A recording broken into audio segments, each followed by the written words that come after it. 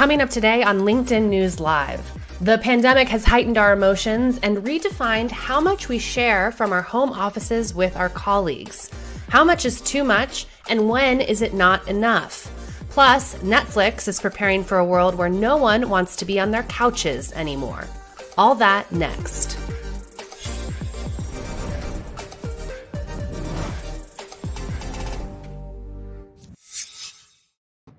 Hello, I'm Caroline Fairchild, and welcome to LinkedIn News Live, where the business conversation begins with you.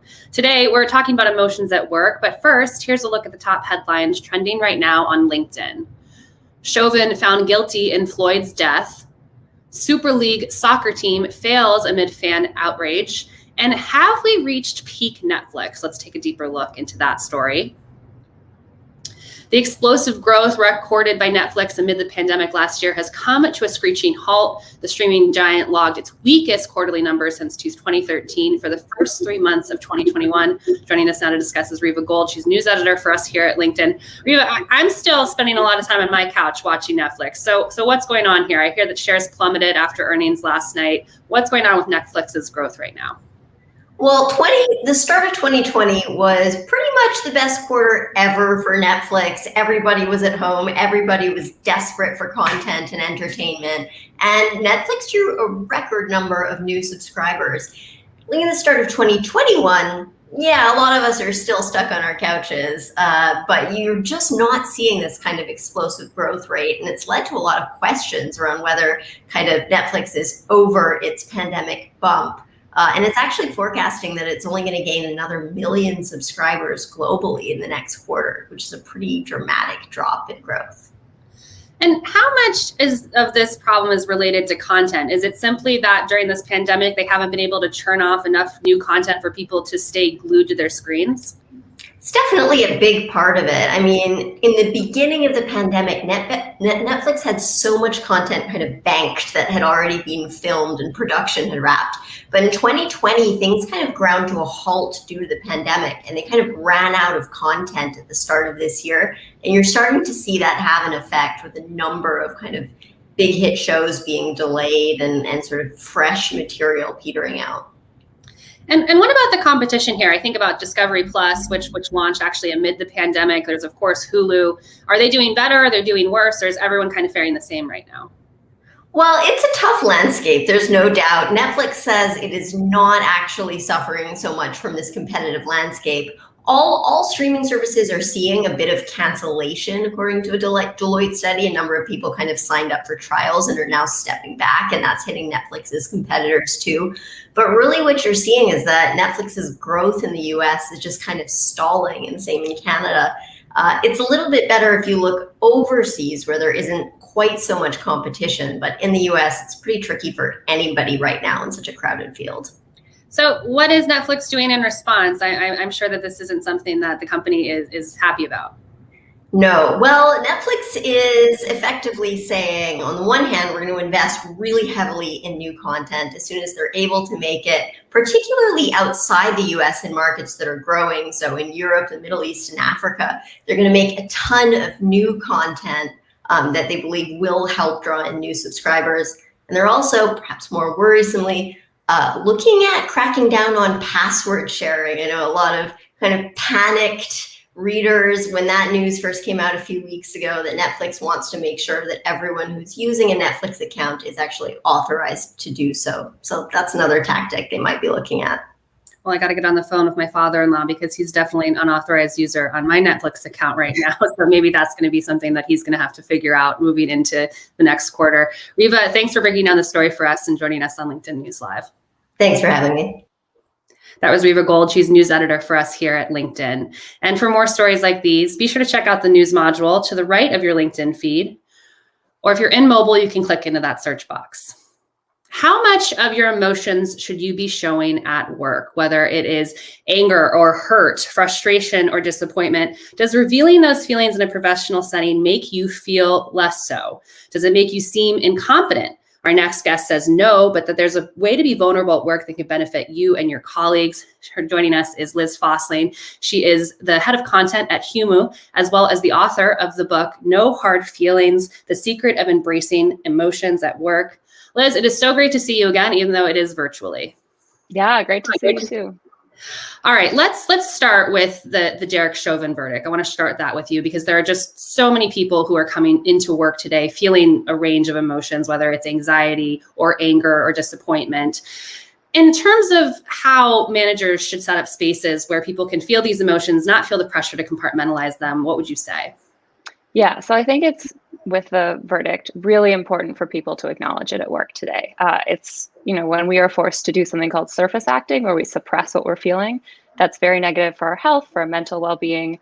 And I think the key to doing this is to say something, but then also leave room for a variety of reactions. So different people are different. Some are going to want to talk about it, some aren't. And so just saying something like, the verdict came in yesterday. I know that this can bring up a range of feelings, especially if you're a manager. Say, like, as a manager, I'm here for you. Whatever you need, I can support you. Come to my office if you need to take time. If you just want kind of to be heads down and doing your work, all of that is okay. And Liz, the first time that we sat down was in February of 2019, which it feels like that was a world away from where we are right now in this pandemic, and the topic, which is your expertise, which is emotions, how we can express those at work. How has the pandemic shifted how people are thinking about how they're presenting at work, the emotions that they're sharing with their colleagues? Yeah, so in 2019, my co-author Molly and I said the future of work is emotional, and that proved incredibly true. I think over the past year, we have had no boundaries at all between work and home. And so work has really just infiltrated every piece of our lives. And like with the Chauvin trial yesterday, or the verdict that came out, there's been a lot that has happened over the last year that has also just been incredibly emotional for people. And so I think it's created an environment in which it's just impossible to pretend like we don't have feelings anymore. Humans are emotional creatures. We've always had emotion at work, but traditionally we've been taught that to be professional, we shouldn't feel. And I think that really that myth kind of crumbled very publicly over the past year. And what does that actually look like on the ground in workplaces? I think of something like the Derek Chauvin verdict, where managers can anticipate and expect that there's going to be some emotions from their teams and hopefully address it accordingly. But as you just said, this pandemic, everyone's dealing with a secret burden of their own. So how has over the course of the last year, how has the thinking changed in terms of how people are coming into work, talking to their managers about this in a way that allows them to feel like they're supported? Yeah, so I think we see burnout has become incredibly prevalent. Asana did a study. They found that 71% of people experienced burnout at least once last year. And I think the number is actually probably a lot higher. And I think there's more of an expectation from employees that their managers will offer them flexibility. We also, as I think it's been, my prediction is that once we're post-pandemic, hopefully soon, one of the questions that people will ask when they're interviewing at a company will be, what support did you offer your people when the pandemic hit? So there's been kind of two reactions I've seen from workplaces. One is to offer support, give people the flexibility they need, have these open conversations. And one is to monitor employees, make sure that they're working, make sure they're on Slack. I think it's been such a hard year that people, when they can, will try to move more towards those organizations that support their emotional needs. We all have them. It should be something organizations support. I like that. That seems like a key interview question that everyone should ask after we get through this crisis. Liz, I'm going to say hello to some members who are joining us in the stream right now. We have Robert from Massachusetts, Nikki from Pennsylvania, Kathy from Missouri, and Debbie from Florida. Thanks for joining us here on LinkedIn News Live. I'm here with Liz Fossley, and she's the author of No Hard Feelings and an expert in how we can create spaces where we can be emotional, but still professional at work. So if you have questions about how to do that effectively, how to talk to your manager about this during this time, be sure and get those questions in the stream and we'll have a conversation about them. We do have a poll for you in the show today, and I want to bring that up as well. I'm curious, I'm sure Liz is too, how comfortable are you displaying emotions at work? A, very, B, somewhat, or C, not at all. We'll see the results after we speak to Liz and see get a gut check on how everyone's feeling about emotion right now during this pandemic. Liz, what is your take? What's your hypothesis on how this poll is going to play out? I would say somewhat, but I think probably a lot of people are not comfortable displaying or talking about emotions at work because we've never really gotten guidance on that. So if you think about joining an organization, when you're onboarded, you learn about your email, you learn about the tooling, you learn about your team, the goals, that kind of thing. But there's really not formal training for What if you have a disagreement with someone? How do you manage up? What's the best time to meet with your boss? If you're a manager, I think it's a common thing we see in the workplace where a really good individual contributor is promoted to manager and then kind of just like left to do their thing. But being a manager requires a set of soft skills that are not innate. Like we all have to learn these things. We can all grow our emotional fluency, but often we're not supported in that. So I suspect people might still have some troubles with this. And speaking of those soft skills, you're big on talking about showing vulnerability at work. And the key leadership trait that I've been seeing throughout this pandemic is actually empathy.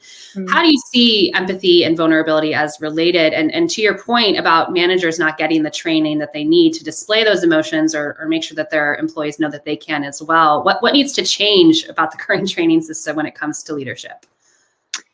Yeah, I mean, I think it needs to be specific. So it is wonderful to say like lead with empathy, show vulnerability. But personally, I've heard that and then I found it so hard to figure out, well, 10 a.m., I'm meeting with my report. What does it actually mean to lead with empathy in this context?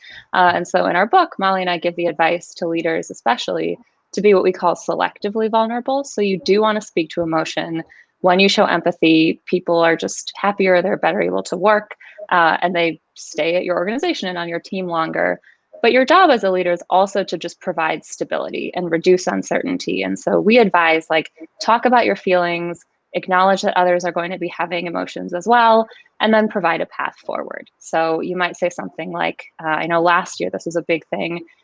We had a round of layoffs last week. That was really, really difficult. I'm feeling it too. I'm here if you have questions. Here's what we're going to do over the next month to make sure we're not in that position again. And so again, you're speaking to the emotions, you're not hiding, you're not pretending like nothing happened, but you're still creating some sense of stability and, showing that you are capable of leading to a better place. And we have Scott joining our discussion, Liz. He has a question here and he's asking, do you think managers feel equipped to deal with people bringing their emotions to work? We expect them to be so much and do so much, and they're really stretched. So to Scott's question, I think of the person who just simply maybe doesn't want to be vulnerable or doesn't want to bring their emotions to work. Is there a world in 2021 where you can just have that manager who seems to be kind of just like a robot on and off and not really someone who is vulnerable or can show that they have a life outside of work? Yeah, so I think to be authentic in the workplace is to be true to your emotion expression tendencies. And there's cultural influences here as well. I think people are raised in different households where there's emotional expression is encouraged or discouraged. And so what we see is people tend to be under emoters where they have a harder time talking about their feelings. And then on the other side of the spectrum, you have over emoters. And these are people like, if they feel something, it. It's on their face, they're talking about it. And so I think the best leaders kind of act as even emoters. And that might mean changing your base tendency a little bit. And again, talking about emotions at work, you don't need to go into details. You can just say something like, today is a really hard day for me. You can explain why. You cannot explain why and say, I just want to flag that. I might need a little time and space. But I think it is important for managers to walk that line of like allowing space for emotion. And there is a way to speak to emotion without having to kind of reveal so much personally that you feel uncomfortable. And when I think about all these things, it was hard enough to do this when we were in the same conference room together or on the same floor. There's so much about emotions that physical intimacy is something that is required in order to read people or get a sense for how they're feeling that day. And then the pandemic hit and everything was disrupted. I actually want to bring up one of your illustrations on this because I think it so beautifully shows how people are feeling right now. So we have this world, pre-pandemic where there's a little bit of space. And now, as you can see with this circle, it's totally disrupted. So talk to me a little bit about this and the reaction that you've seen. I've seen so many people sharing this on LinkedIn, including the likes of Adam Grant and Ariana Huffington. Why do you think that this resonated so much with people?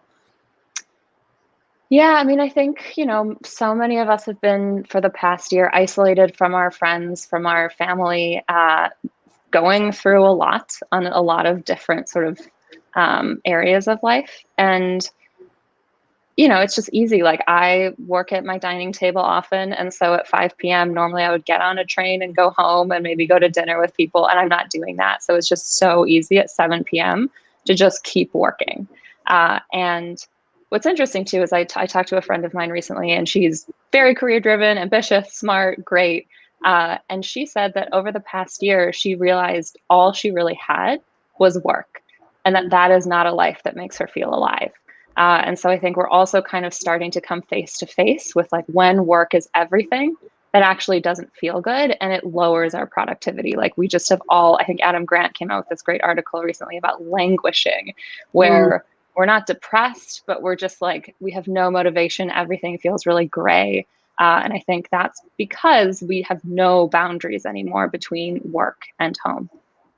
That's so interesting, that finding from your friend, because I think back to pre-pandemic, and there's just a flurry of headlines around millennials in particular putting so much emphasis on work, spending so much time, and not necessarily feeling the languishing that Adam Grant described in that piece that released on Sunday.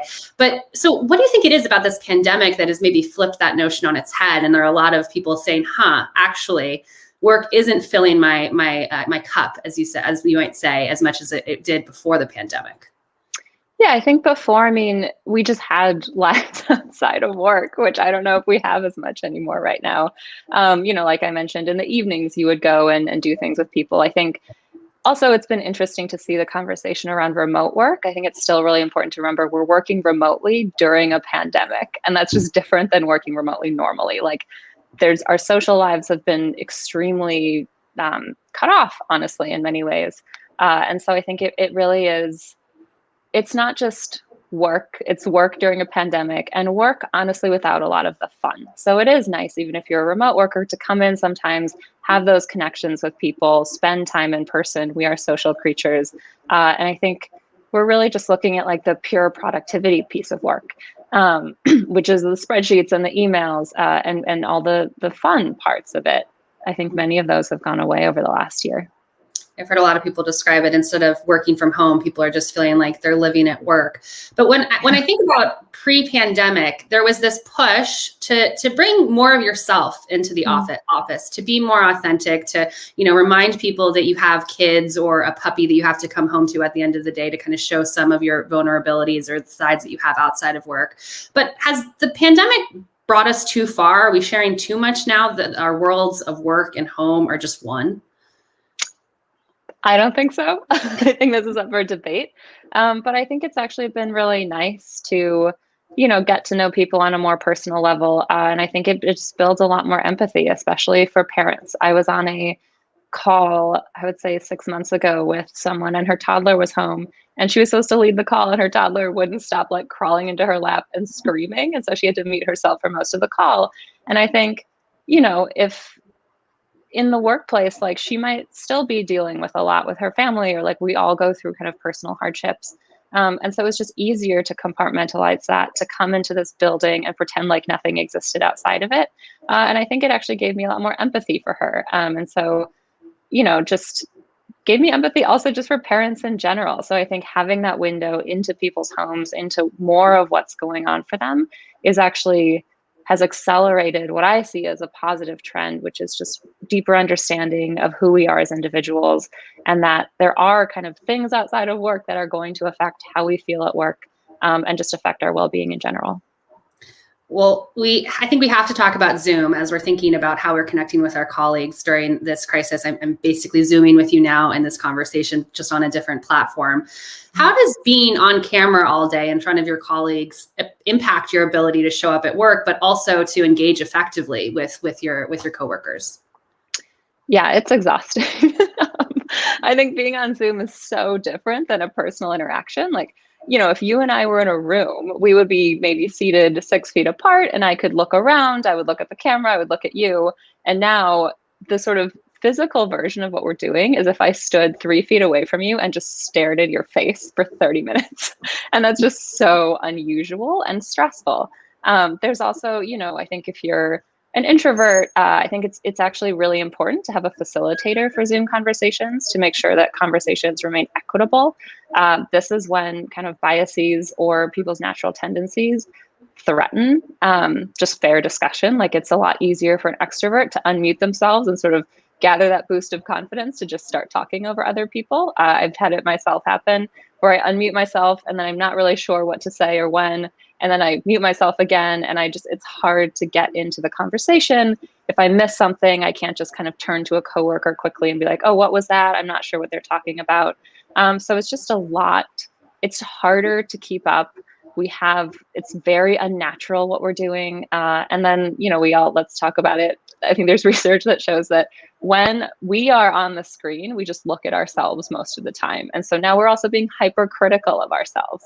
And so that's also something that you didn't have to face before, which is just like a mirror into how you are looking and your expressions and your hair and all of that.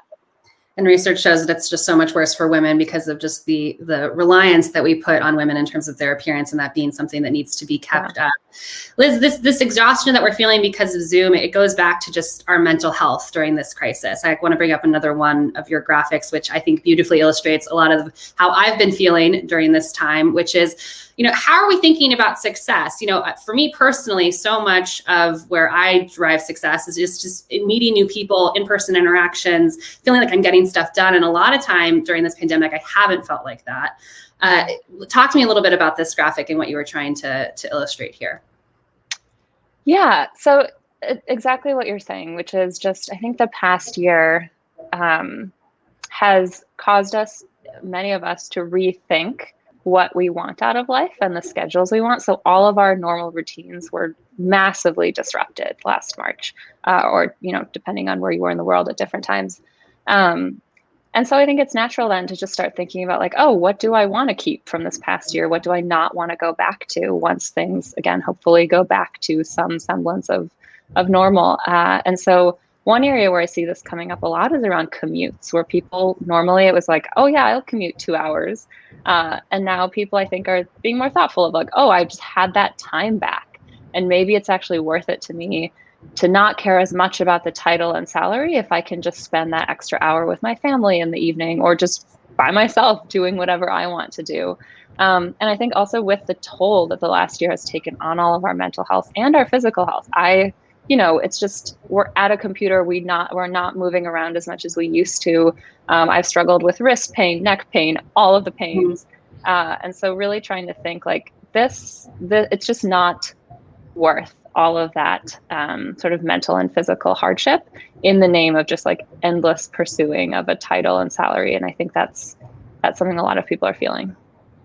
And you're working on a new book now, I understand. How are some of the themes that you just discussed going to show up there? What's the focus of the next one?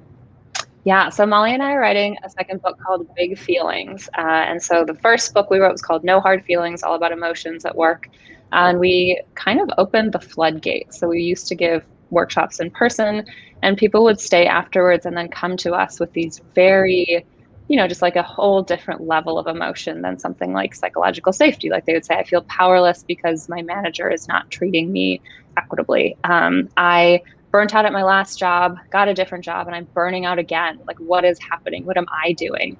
And so this book is going to look at all of those. So it looks at 7 really big feelings that we have, both to destigmatize them, but also to give people some guidance on how to move through them. So things like perfectionism, comparison, burnout, anger. And the goal is it's not like a positive psychology. Here's 4 life hacks to get you through it.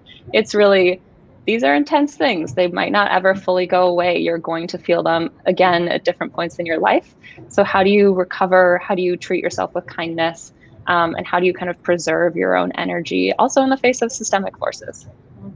I look forward to reading that one. Liz, but before I let you go, we have, 1 in 4 Americans right now have been vaccinated. A lot of employers are returning to work, opening up offices again.